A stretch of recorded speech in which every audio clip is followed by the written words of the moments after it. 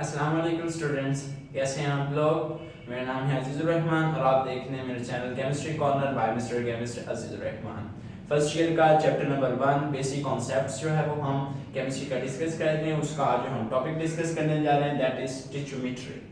स्टिचोमेट्री में जो आपको डिफरेंट आज जो नए अंदाज से चीज़ें सिखाऊंगा वो है केमिकल इक्वेशन की लिमिटेशंस क्या हैं, स्टिचोमेट्री होती क्या है, उसके लिए कंडीशंस कौन सी चाहिए। बोर्ड के लिहाज से इंपॉर्टेंट शॉर्ट क्वेश्चन आ जाता है कि law of conservation of mass stoichiometry calculations के दौरान ओबे होता है, कैसे जस्टिफाई करें, कौन कौन से रिलेशनशिप्स जो है वो हमें स्टिचोमेट्री ऑफर करती है। ये तमाम चीज़ें हम आज के लेक्चर में डिस्कस करने जा रहे हैं। इससे पहले कि हम लेक्चर की जानब बढ़ें, अगर आपने चैनल को सब्सक्राइब नहीं किया तो आप चैनल को सब्सक्राइब कर लें। इंशाल्लाह आपको इससे रिलेटेड जो है वो केमिस्ट्री से बहुत ज़्यादा फायदा होगा। चलिए चलते हैं आज के टॉपिक की तरफ। First of all stoichiometry. तो थोड़ा सा अगर हम प्रीवियस नॉलेज की बात करें, जो मैंने आपको प्रीवियस लेक्चर्स के अंदर चीज़ें डिस्कस करवाई, उसके हमने चीज़ें जो मुख्तलिफ सीखी कि हमने एटॉमिक मैथ सीखा, मॉलिक्यूलर मैथ सीखा, मोल सीखा, एवोगाड्रोस नंबर सीखा, मोलर वॉल्यूम सीखा।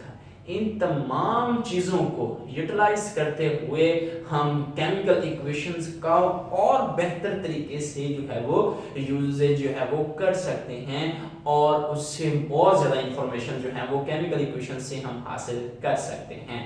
लेकिन स्टूडेंट्स जहाँ पर केमिकल इक्वेशंस के फ़ायदे हैं वहाँ पर इसकी कुछ लिमिटेशंस भी हैं, खामियां भी हैं। उनको डिस्कस करते हैं कि वो कौन सी खामियां हैं जो कि इसको फेस करनी पड़ती हैं chemical equations.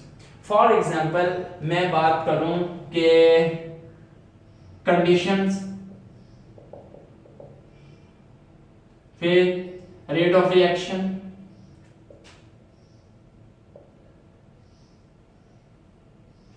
for chemical change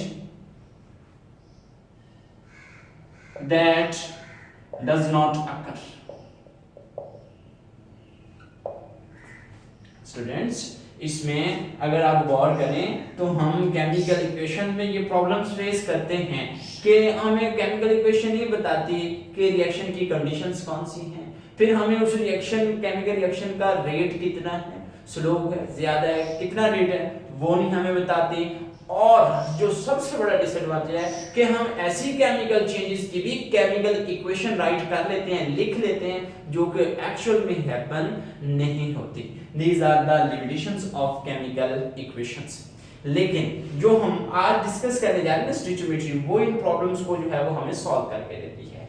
ठीक है, क्योंकि जो डिफरेंट प्रॉब्लम्स होते हैं वो वक्त के साथ साथ जो है उनको रिसर्च के साथ साथ जो है वो सॉल्व किया जाता है। जो नेक्स्ट क्वेश्चन हम डिस्कस करने जा रहे हैं, व्हाट इज स्टिचोमेट्री, कि स्टिचोमेट्री है क्या। सो स्टूडेंट्स इसको हम कहते हैं the branch of chemistry that deals with the quantitative relationship between the reactant and product in a balanced chemical equation। ठीक है, रिएक्टेंट और प्रोडक्ट कौन सा, क्वांटिटेटिव, क्वांटिटी देखेंगे हम किसमें, बैलेंस्ड केमिकल इक्वेशन। अनबैलेंस नहीं देखेंगे, उसमें हम देखेंगे कि वो बैलेंस हो, दोनों तरफ नंबर ऑफ एटम्स की तादाद जो है वो बराबर होनी चाहिए। देखें जब बैलेंस्ड केमिकल इक्वेशन की बात करेंगे तो फिर इस तरह की प्रॉब्लम जो है वो हमें नहीं फेस करने पड़ते। दैट इज स्टिचोमेट्री के रिएक्टेंट और प्रोडक्ट के दरमियान क्वांटिटेटिव रिलेशनशिप डिस्कस करना है, किसके अंदर, बैलेंस्ड केमिकल इक्वेशन के अंदर। केमिस्ट्री की इस ब्रांच को हम स्टिचोमेट्री का नाम देते हैं। नेक्स्ट जो क्वेश्चन कि what are conditions required for stoichiometry, के स्टिचोमेट्री के लिए कौन कौन सी कंडीशंस जो हैं वो हमें चाहिए, जो कि होना जरूरी है, अदरवाइज स्टिचोमेट्री कैलकुलेशंस जो है वो परफॉर्म नहीं हो सकती। The number 1 is no side reaction occur, no side reaction occur, कोई भी side reaction नहीं होता। All the reactants are completely converted into products, दूसरी कंडीशन, तीसरी कंडीशन है कि law of conservation of mass, law of conservation of mass and law of definite proportions जो है वो भी इसके दौरान हमें ओबे होता नजर आता है, ठीक है, आर ओबेड, कि ये दोनों लॉ जो हैं स्टूडेंट्स वो भी फॉलो होते हैं। देखें पहली बात, नो साइड रिएक्शन अकर, कि कोई साइड रिएक्शन नहीं होगा। देखें जब हम बात करेंगे रिएक्टेंट और प्रोडक्ट की क्वांटिटेटिव रिलेशनशिप की, तो हम फिर उसकी क्वांटिटी रिएक्टेंट की और प्रोडक्ट की देखेंगे, तो फिर हम जज करते हैं कि उसका कोई साइड रिएक्शन हुआ है कि नहीं हुआ। फॉर एग्जांपल हम इसको एक मिसाल से देखते हैं कि मिसाल के तौर पर आप स्टूडेंट्स देखें, कार्बन और ऑक्सीजन मिलकर कार्बन डाइऑक्साइड बनाते हैं। कार्बन का 12 ग्राम होता है, एक ऑक्सीजन का 16, दो का 32 ग्राम, इसका मिलकर 44 ग्राम। तो आप देखें 12 और 32 40 बन रहे हैं, ये भी 44 है। इसका मतलब जो रिएक्टेंट का टोटल मास था वो प्रोडक्ट में चेंज हो गया है। इट मीन कि कोई साइड रिएक्शन हमें हैपन नहीं होता हुआ नजर आया। दूसरा, all the reactants are completely converted into the products, के सारे रिएक्टेंट प्रोडक्ट्स के अंदर चेंज होने चाहिए। तो आप देख लें कि 44 ग्राम था रिएक्टेंट का, तो 44 ग्राम ही प्रोडक्ट का बना, सारे के सारे ही कन्वर्ट हुए ना, फॉर्म चेंज हो गई। Law of conservation of mass and definite proportions, mass देखें, मास के लिहाज से 44 ग्राम है, तो 44 ग्राम रिएक्टेंट का और प्रोडक्ट का भी 40 ग्राम है। लॉ ऑफ कंजर्वेशन ऑफ मास यही कहता है कि मास can neither be created nor be destroyed but it can be transformed from one form to another form, वो अपनी एक फॉर्म से दूसरी फॉर्म के अंदर चेंज हो सकता है, लेकिन वो कम या ज्यादा पैदा या खत्म नहीं किया जा सकता। सो यहां से ये कंडीशंस जो हैं हम पढ़ ली। अब नेक्स्ट जो हमने देखना है कि जो बोर्ड के लिहाज से अभी हमने क्वेश्चंस डिस्कस किए, व्हाट इज स्टिचोमेट्री, ठीक है, फिर जो कंडीशंस हैं वो भी इंपॉर्टेंट शॉर्ट क्वेश्चन है, और ये जो हम पढ़ने जा रहे हैं ये भी इंपॉर्टेंट क्वेश्चन है। Law of conservation of mass is obeyed during stoichiometric calculation, during stoichiometric calculations law of conservation of mass जो है वो ओबे होता है।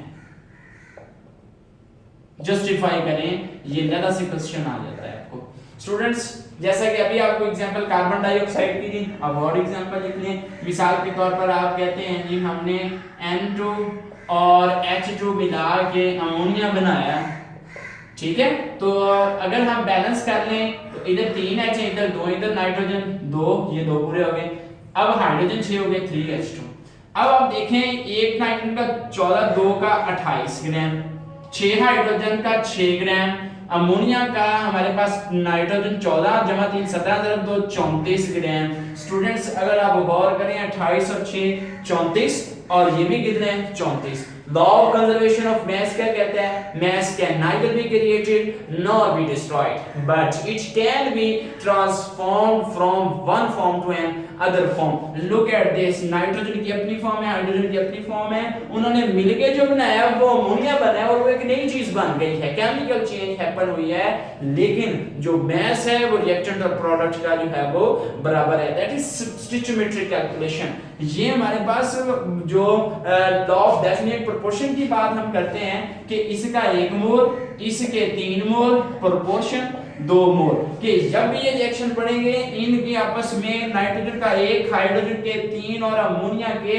2 मोल्स जो हैं वो मिलकर इस रिएक्शन को परफॉर्म करेंगे। ओके हो गया।